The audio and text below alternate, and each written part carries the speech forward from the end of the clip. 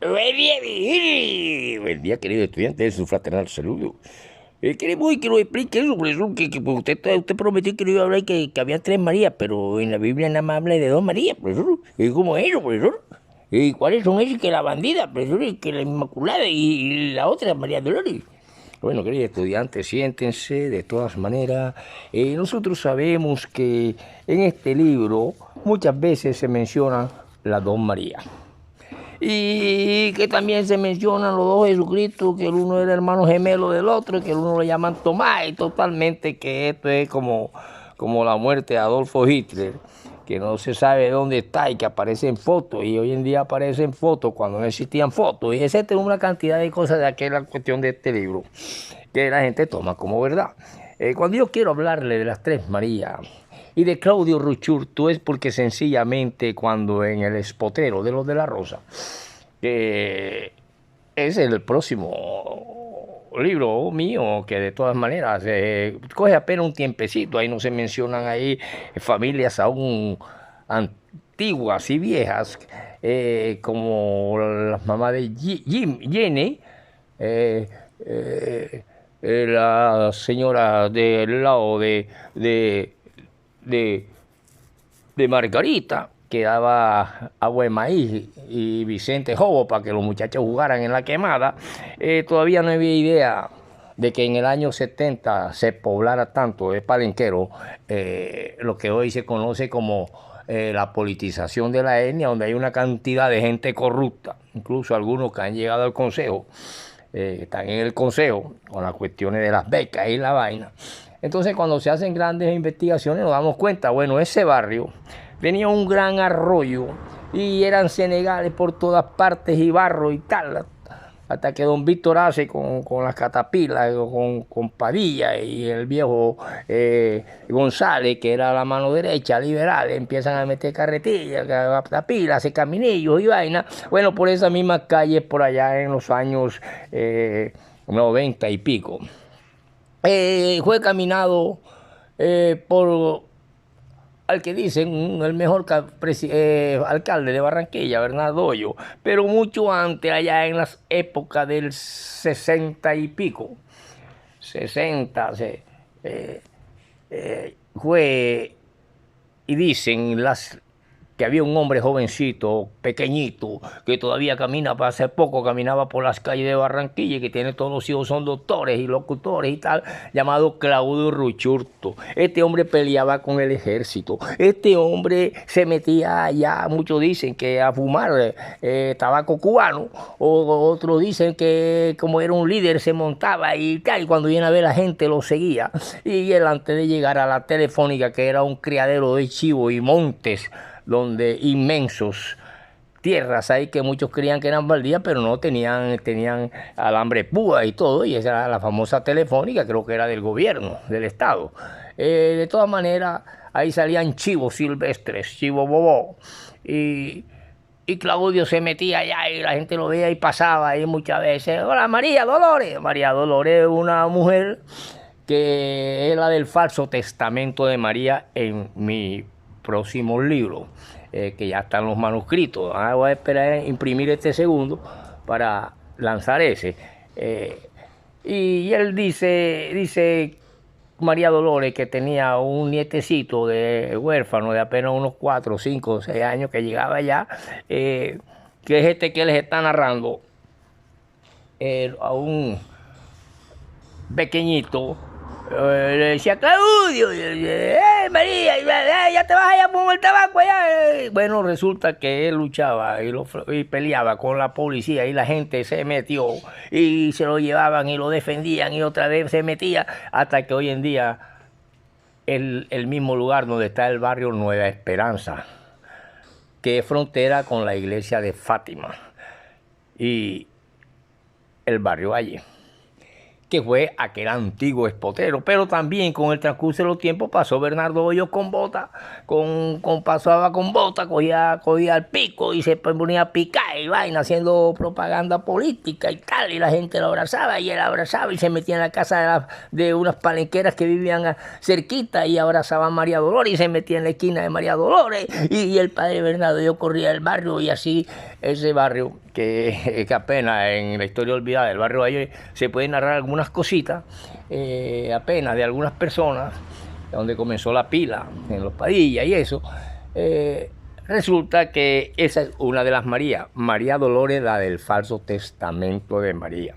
Y no estoy aquí mencionando, queridos estudiantes, porque estamos hablando de la Ley General de la Educación, que también la asignatura de religión era importantísima en aquellas épocas, hasta que llegó un momento allá en los 80 y pico, 70 y pico, que llegaba un sacerdote con su sotana raída a dar clase y todo el mundo se salía y lo dejaban solo al viejo ahí rezando allá adentro. Entonces, ¿qué pasa?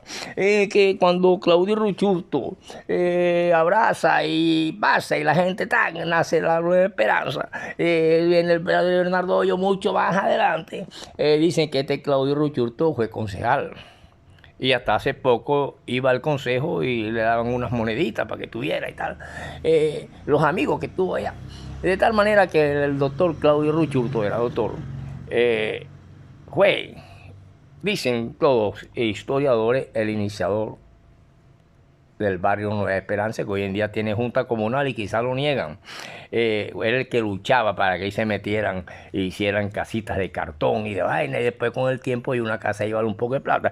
De tal manera que esta es una María Dolores que también abrazó a Claudio Ruchurto y también abrazó, y ella era una liberal, ortodoxa y odiadora del laureanismo conservador. Por eso muchas veces discutía con Lácides Pacheco, que era un vecino muy querido en el barrio y plomero, y porque él era ultra conservador. De tal manera que no vamos a hablar de eso y nos situamos entonces en la bendita María, que hasta el día de hoy no se da testimonio de quién es el padre real, aparte de un libro de Celso Flavon, que dice que es un romano, el padre de su hijo, y que lo llevan a la religión y lo convierten en divino y tal. Bueno, esa es la famosa María Bendita. Esta María Bendita es diferente a María la Bandida. María la Bandida viene siendo una mujer hermosísima que interpreta en una película a una revolucionaria bandida que se tira varios cuarteles encima, que es María Félix. ¿Están entendiendo, queridos estudiantes? Sí, profesor. Sí, porque a veces yo creo que en esta cuestión de la politización de la etnia, lo peor que le puede pasar a Colombia es que llega a la presidencia un vanaglorioso y que se ve hasta en las cuestiones serviles de los barrios, prepotente y pobretón, palenquero o negro, que llegue a ocupar puestos políticos altos, porque su mentalidad es como querer y trata peor que un esclavista. Y por lo tanto, cuando se habla de que siempre la cuestión de que tenemos, porque es que hay una gran, y lo hace el castrochavismo, hay una gran reprensión contra la etnia de nosotros. ¿Cuál etnia de nosotros? Sí, hay un racista sobre la tierra grande, es el negro. Y analícenlo en toda la fuente, y casi igual que ostracista y hermético, como el mismo judío, que ellos, todo para ellos. Y resulta que han quedado en las redes de la politización de la etnia y todavía siguen con la cuestión de que la marginación de nosotros, y muchos le tiran sus camionetas a los propios negros que no tienen nada, cuando venden sus bollos y sus vainas por la calle, mujeres, le tiran sus camionetas y las pringan de agua y totalmente los engañan con 50,000, 100,000 pesos en cuestiones, y sin embargo se creen grandes líderes. Por lo tanto, nosotros sí vimos esos grandes líderes. Claudio Ruchurto y el padre Bernardo Hoyo. Y todo esto lo hablamos sencillamente porque en la Ley General de la Educación, que yo siempre veo un pequeño hilo diferencial, que una cosa es el Estado social de derecho y otra cosa es el Estado de derecho, y el cual nos afirma y nos confirma, y entre eso va la Ley General de Educación, que todos tenemos derecho, sin distinción de cuestiones de raza, de credo, sencillamente por ser ciudadano de una nación.